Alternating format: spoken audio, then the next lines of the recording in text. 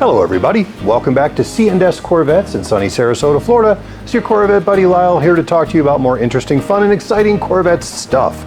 Today, my friends, I'm going to pose you one of the great questions of our time.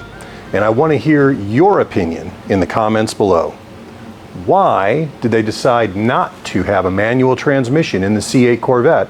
And, in addition to that, do you think that was a good choice or a bad choice? Comment down below. Don't forget to like and subscribe. And we're going to get into my opinion on this. And thankfully, my opinion actually has some things backing it up this time. So I'll be with you in just a second. Okay guys, I'm not going to draw this out and make a really long video about this. There are some very simple reasons that GM has given and that we can kind of infer from other things we know about the Corvette market to explain why they decided not to go with a manual transmission option in the C8 Corvette.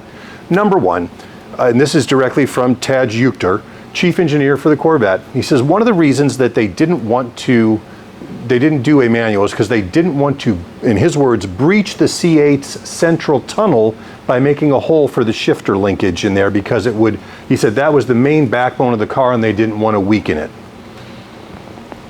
Okay-ish. I mean, they had the transmission at the rear of the car since '97 and had that same steel tunnel basically with a hole in it that whole time. But if that, okay, I don't know. I'm not an engineer. I've never built an engine car. We'll give him that one. And now we get into the reasons that I think really matter. He also intimated that GM couldn't find suppliers willing to fulfill limited orders for the small percentage of Corvette owners who actually want a manual transmission. Now, I looked up over the run of the C7, 2014 through 2019, I went in and divided out how many cars were made versus how many were manual transmissions. And I was kind of shocked. From 16 to 19, never more than 25% of C7 buyers, brand new from the factory, chose a manual transmission. In fact, 17, 18, and 19, it was 22% across the board.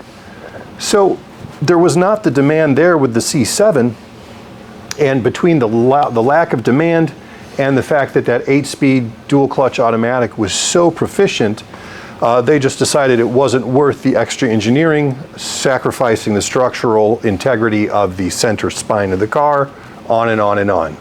The other reason I think really contributes to this is that the younger demographic that they were shooting for with the C8 is really not as interested in manual shift cars by and large. That is not to say there's nobody under the age of 40 who doesn't love manual shift cars.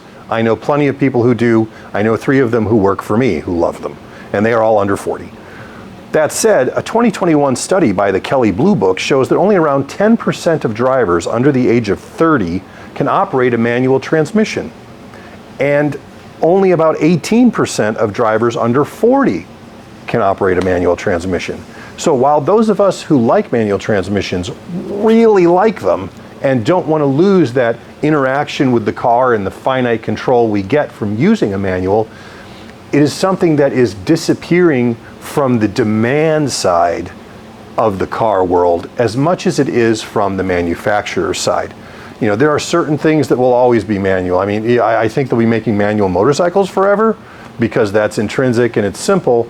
But at least for the C8, I think GM had to make a call on whether it was worth catering to 22% of their buyers from their last one to put a bunch more money into the car, which would have made the car more expensive than it already is, and would have had limited success in finding a buyer when you had a dual clutch paddle shift that was so good.